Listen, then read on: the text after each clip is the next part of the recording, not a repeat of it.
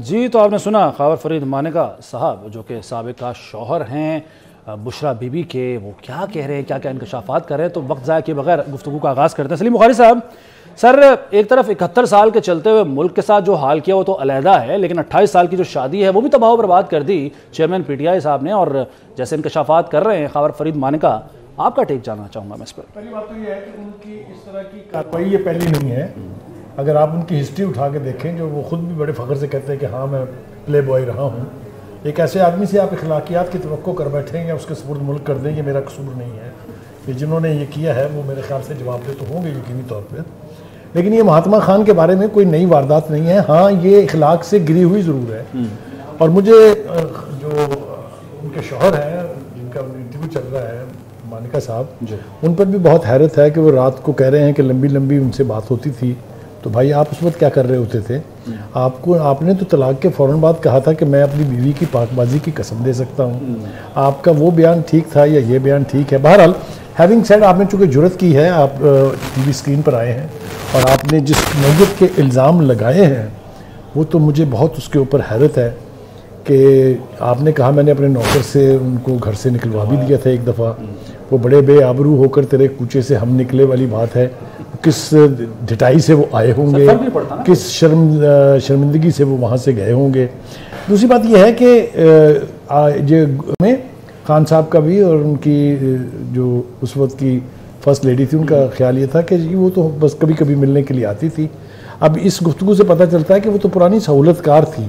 ब्रोकरी कह लें, ब्रोकर कह लें, कोई भी नाम दे लें इसको, वो सहूलतकारी मेरे ख्याल से ज़रा इखलाक के करीब है। तो सहूलतकारी वो करती रही हैं। दूसरी बात ये है कि PTI के जो फॉलोअर्स हैं, वो जो पर्सनैलिटी कल्ट का क्राउड है, वो देखिएगा इसकी क्या क्या तावीलात लेके आएंगे, जस्टिफाई करेंगे। इससे भी शायद वो गुरेज ना करें कि वो कहें अल्लाह ताला की तरफ से उनको हदायत आई थी या बिशारत हुई थी कि ये वारदात आप ज़रूर करें। अब वो इतने मतलब है यूँ कह लें कि इतना नेकेड उनके खिलाफ ये इंकशाफ है कि मुझे समझ में नहीं आती कि वो फिरते हैं मीर खार कोई पूछता नहीं, इस आशिकी में इज्जत सादात भी गई। वो जेल में तो हैं, वो तो ठीक है अपनी जगह अपनी करतूतों से हैं, लेकिन महात्मा खान साहब ये सब कुछ जो वारदात आपकी अब पता चल रही है, किसी के घर में आप घुसे, उसकी आप बीवी जो कि नानी थी, जिसकी जवान बच्चियां थी, बच्चे थे, उसको ले भागे आप वहाँ से। जो if we have to trust what Manika is saying, तो फिर तो आप ले भागे उसको। और दूसरी बात यह कि जो केस भी आपके खिलाफ हैं उसकी गवाहियाँ देखें कहाँ कहाँ से निकल के आ रही हैं। अब ये शख्स खुद बता रहा है कि मैंने फ़लाँ तारीख को तलाक दी और फ़लाँ तारीख को मैंने खबर पढ़ ली कि आपने शादी कर ली है। बिल्कुल ठीक है। तो आप जाएंगे कहाँ बच के? एक बात। दूसरी बात ये कि ख्वाजा आसफ ने शायद ठीक कहा था, कोई शर्म होती है, कोई हया होती है। इसका तो लगता है उस इलाके से, उस गली से गुजर ही नहीं हुआ जहाँ आप रहते हैं, क्योंकि जो बातें अब सामने आ रही हैं शर्म से डूब के सुनने वाले का दिल मरने को चाहता है। आपको तो पता नहीं कभी शर्म आएगी या नहीं आएगी। अच्छा, नबी साहब जो साबिका अहलिया इससे पहले रह चुकी है रेहाम खान, उन्होंने पूरी किताब लिख दे मारी, उन्होंने सारा कुछ बताया, इंकशाफात किए, किसी ने यकीन नहीं किया। लेकिन सर ये जो अब बयान सामने आया, जो इंटरव्यू सामने आया, झुठलाना इसलिए भी मुश्किल है कि महात्मा खान साहब की जो अहलिया मौजूदा हैं, उनके बच्चों के वालिद हैं ख़ावर मानिका, जो इंकशाफात कर रहे हैं। बड़ा मुश्किल होगा झुठलाना से। झुठलाने का तो खैर सवाल ही पैदा नहीं होता। वो तो एक ढिठाई या बेशर्मी कह लें कि उसकी बुनियाद पर कोई कहे कि जी अब इनको याद आ गया। जो कुछ इमरान नईद साहब का करैक्टर है वो किसी से ढका छुपा थोड़ी है।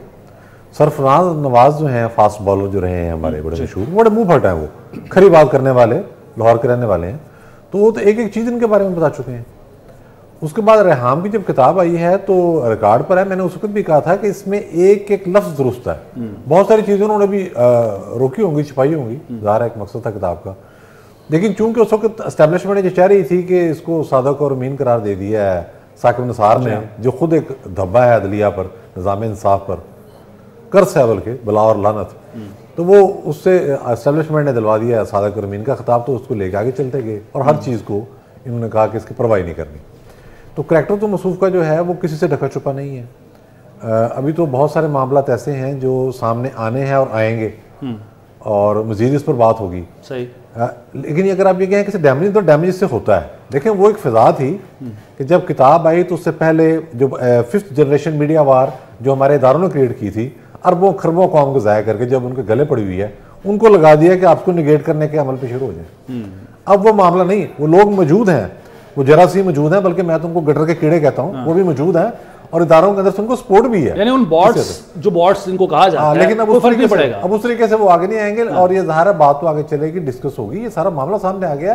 किस कदर बेशर्मी के साथ ये वहां जाते रहे और क्या मामला इन्होंने किए, किस तरह उनका घर उजाड़ा इन्होंने, सबके इल्म में था ये क्या कर रहे हैं उसमें। बिल्कुल ठीक है। अच्छा, अब ये मानिका साहब को भी पूरा इल्जाम मैं नहीं दूंगा, उसकी रीज़न ये है कि जिस वक्त एक तरफ आपके फौज खड़ी है, एजेंसियां खड़ी हैं, जुडिशरी खड़ी है, एक इस तरह का बंदा जो है, जो जिसे हम कहते हैं रोग एलिमेंट, तो कोई शर्म हया परवाह ही नहीं, वो तो देखें ना, वो तो किसी के जनाजे में नहीं जाता, हया अखलाकियात शर्म, किसी का कोई रहम करना, किसी पर कोई तरस खाना, वो तो करीब से नहीं गुजरा।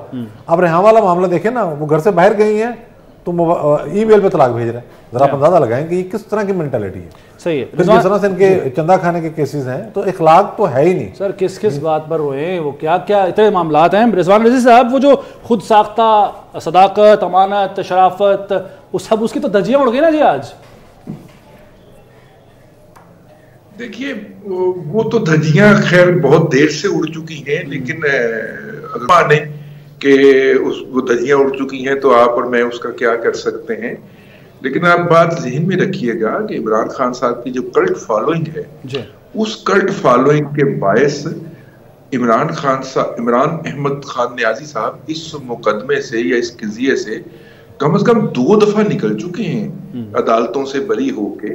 खास तौर पे ये जो इद्दत के दौरान निकाह वाला था मामला था, उसमें से अब जबकि खावर मानेका साहब सामने आ गए हैं। भाई जब खावर मानेका भी कोई दूध के धुले नहीं है। ये जब इमरान खान की हुकूमत थी तो इन्होंने पावर एंजॉय किया है। मुझे बशीर मेमन साहब की वो बात याद आती है कि उन्होंने वो जो रिजवान गोंदल था, डीपीओ लाहौर, डीपीओ पाकपतन, जिसको इन्होंने हटवाया था और ओएसडी बनवा दिया था, वो जब उन्होंने वो एफआईए के डीजी थे तो उन्होंने कहा यार एक अच्छा ऑफिसर जो है वो ओएसडी बन के बैठा है, तो उन्हें एफआईए में ले आए।